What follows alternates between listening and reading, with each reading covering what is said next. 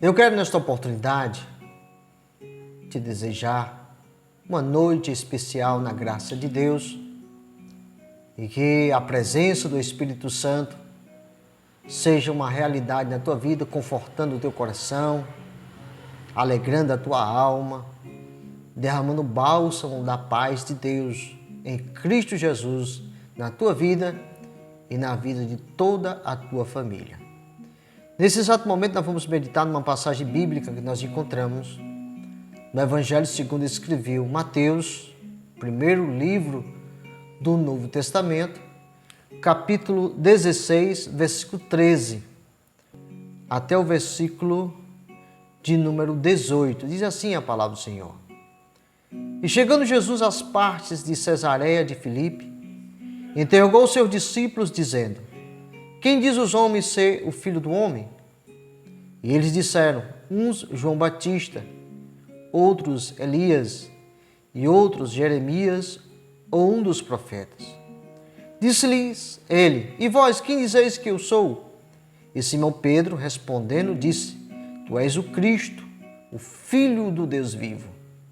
E Jesus respondendo, disse-lhe: Bem-aventurado és tu, Simão Barjonas, porque não foi carne e sangue que tu revelou, mas meu Pai que está nos céus. Versículo 18. Pois também eu te digo que tu és Pedro, e sobre esta pedra edificarei a minha igreja, e as portas do inferno não prevalecerão contra ela. Nós temos lido o livro de Mateus, o primeiro livro do Novo Testamento, o capítulo 16, o versículo 13 até o versículo 18. Nós encontramos aqui uma passagem bíblica onde o Senhor Jesus se encontrava na região da Galileia, próximo à cidade de Cesareia de Filipe. O texto é bem claro, identifica a Cesareia de Filipe. Existia duas Cesareias. Existe a Cesareia de Filipe, que se encontrava na região da Galileia, e existia a Cesareia Marítima. E Jesus se encontrava aqui em Cesareia de Filipe, e se dirigindo aos seus discípulos, ele fez uma indagação, uma pergunta. O que diz os homens ser o Filho do Homem? O Senhor Jesus perguntou para os seus discípulos o que as pessoas lá fora, aqueles que não faziam parte ali daquela multidão que recebia a instrução, o conhecimento de Deus, o que essas pessoas no mundo diziam a respeito dele? Quem era ele para essas pessoas?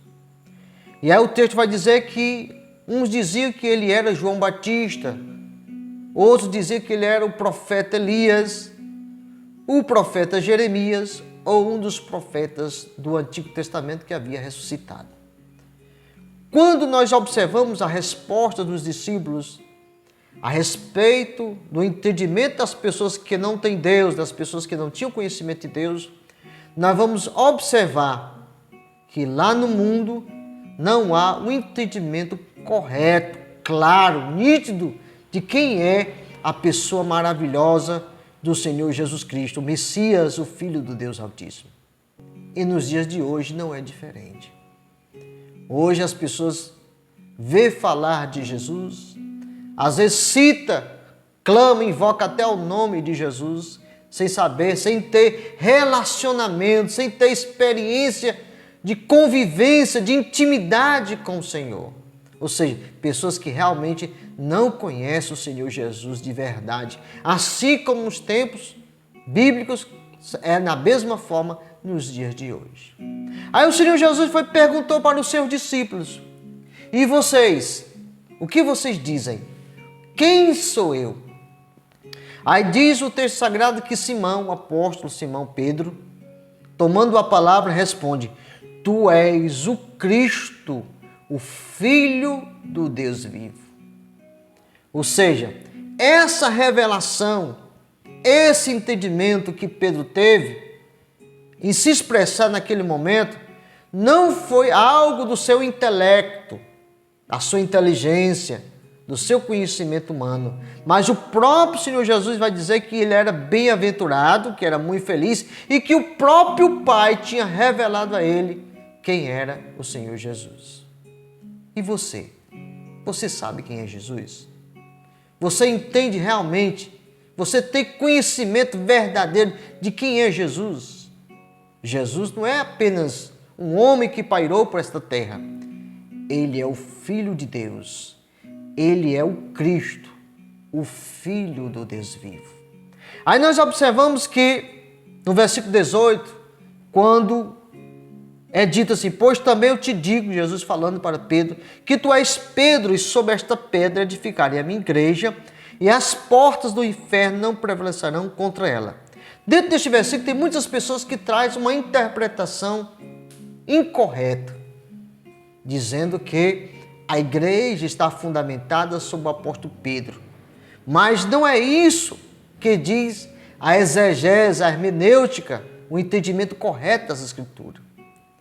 Quando Jesus diz que tu és Pedro, e sobre esta pedra, ou seja, Ele mesmo, o Senhor Jesus, ou seja, sobre aquilo que Pedro tinha dito a respeito dele, que era o Cristo, o Filho do Deus vivo.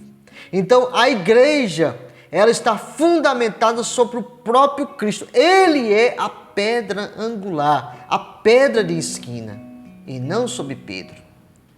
E para você ter mais clareza desse entendimento, é só você ir lá para a primeira carta do apóstolo Pedro, capítulo 2, versículo 4, 5 e 6, onde ele vai dizer que Jesus é a pedra viva, a pedra angular.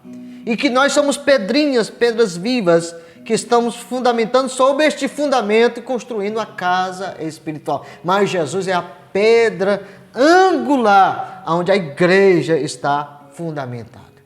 Fique com essa palavra. Aprenda com essa confissão de Pedro, com esse entendimento que Deus deu a Pedro, que está registrado nas Escrituras, que serve de entendimento espiritual para a minha vida, para a tua vida, para a nossa vida. Jesus não é apenas um profeta, ele é o Cristo, o Filho do Deus vivo, que se manifestou dos mais altos céus para cumprir o plano da salvação estabelecido pelo Pai, para trazer salvação para mim e para você. E você? Diante dessa revelação, o que você vai fazer? Você vai continuar do mesmo jeito ou você vai abraçar o Cristo, a palavra de Deus? Meu amigo, através dessa revelação que nós entendemos que Jesus é o Cristo, o Messias, o Filho de Deus, nós devemos acatar a sua vontade e estar fundamentado sobre esta pedra angular, essa pedra, essa rocha, para que possamos ter vida e vida com abundância. Que Deus te abençoe, que Deus te ajude, que Deus te dê força e que você olhe para a revelação de Deus, aceite no seu coração e entre pela porta estreita, que é a porta que vai te levar à vida eterna. Deus te abençoe, em nome de Jesus. Amém.